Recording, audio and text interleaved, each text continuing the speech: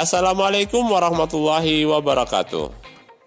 Materi kita pada hari ini akan membahas tentang sistem ekskresi.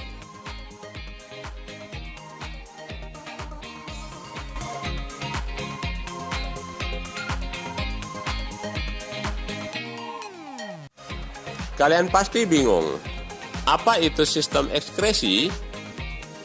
Sistem ekskresi adalah proses pengeluaran zat-zat sisa metabolisme yang sudah tidak digunakan lagi oleh tubuh. Zat ini dapat berupa karbon dioksida, urin, urea, keringat, dan senyawa-senyawa lain yang bersifat toksik atau racun.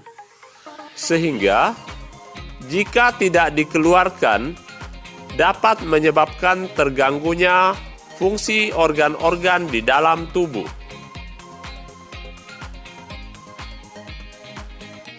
Organ-organ yang berperan dalam sistem ekskresi pada manusia meliputi ginjal, kulit, hati, dan paru-paru.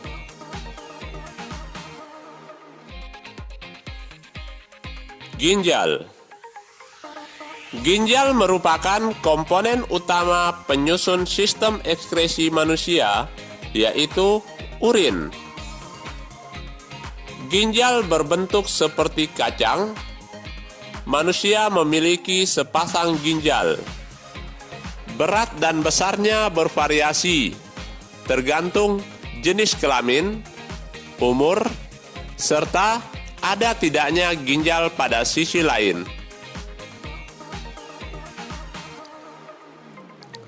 Pada lelaki dewasa, rata-rata ginjal memiliki ukuran panjang sekitar 11,5 cm, lebar sekitar 6 cm, dan ketebalan 3,5 cm, dengan berat sekitar 120 sampai 170 gram atau kurang lebih 0,4% dari berat badan. Pada wanita dewasa, berat ginjal sekitar 115 sampai 155 gram. Volume rata-rata ginjal adalah 146 cm3 di sebelah kiri dan 134 cm3 di sebelah kanan. Pada manusia, ginjal terletak di antara hati dan usus.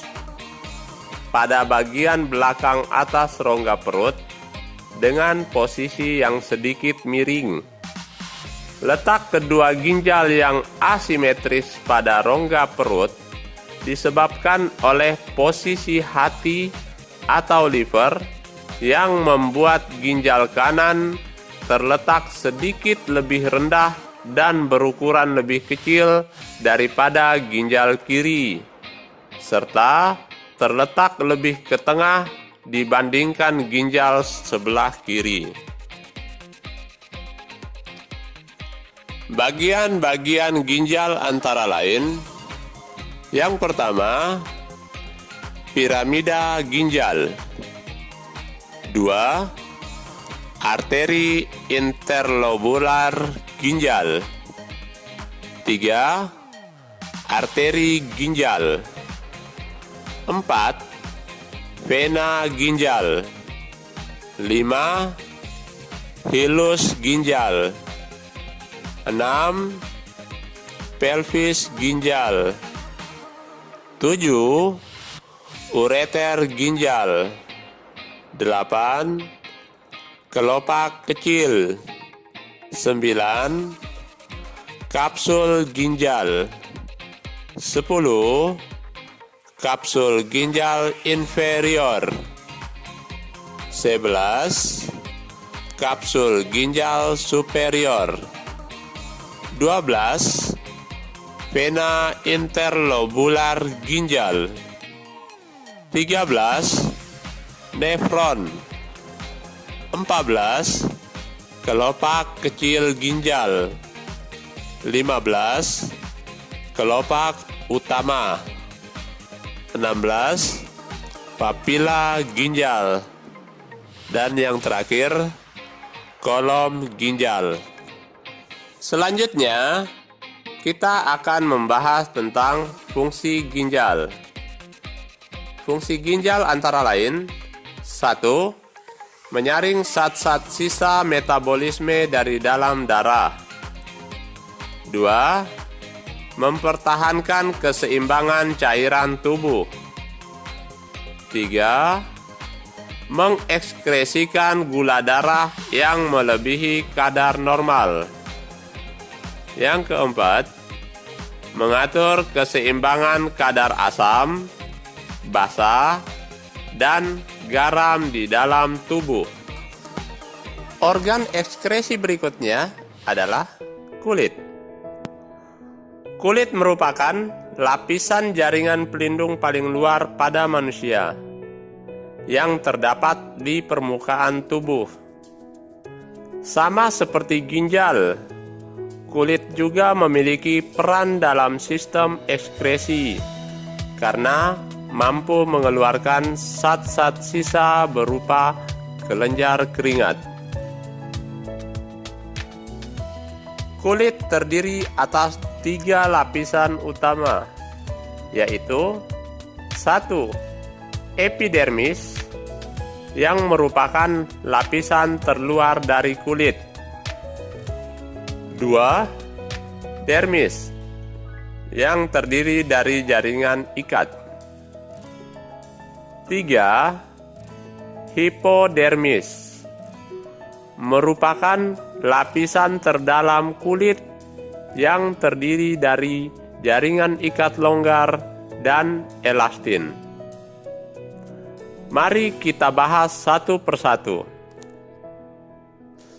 Lapisan epidermis. Epidermis terbagi menjadi 5 subbagian atau stratum, yaitu 1. Stratum corneum. 2. Stratum lucidum. 3. Stratum granulosum. 4. Stratum spinosum. Dan 5. Stratum germinativum. Yang berikutnya, lapisan dermis. Dermis berisi kelenjar minyak atau glandula sebasea, saraf, otot penggerak rambut, pembuluh darah berupa arteri, vena, dan kapiler, serta kelenjar keringat atau glandula sudorifera. Lapisan berikutnya adalah lapisan hipodermis. Hipodermis ini merupakan lapisan kulit lemak atau jaringan ikat yang merupakan rumah dari kelenjar keringat dan lemak serta sel-sel kolagen. Selanjutnya, mari kita bahas tentang fungsi kulit. Fungsi kulit antara lain: 1. Sebagai alat pengeluaran. 2. Sebagai pelindung tubuh dari kerusakan akibat benturan atau kerusakan mekanis maupun kerusakan yang disebabkan oleh zat kimia. 3. Sebagai tempat indera peraba, karena pada kulit terdapat ujung saraf indera yang dapat merasakan halus, kasar, panas, dingin, dan nyeri. 4. Untuk menyimpan kelebihan lemak. 5.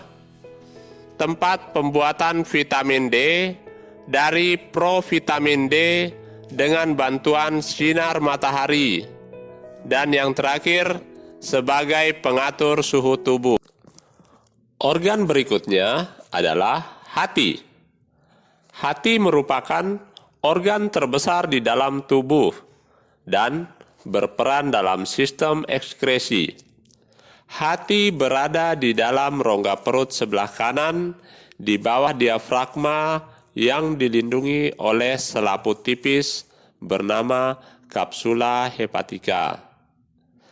Sebagai organ yang berperan dalam sistem ekskresi, hati berfungsi untuk merombak sel-sel darah merah yang sudah rusak atau tua. Di dalam hati, hemoglobin akan diuraikan menjadi globin, zat besi, dan hemin. Perhatikan struktur hati berikut.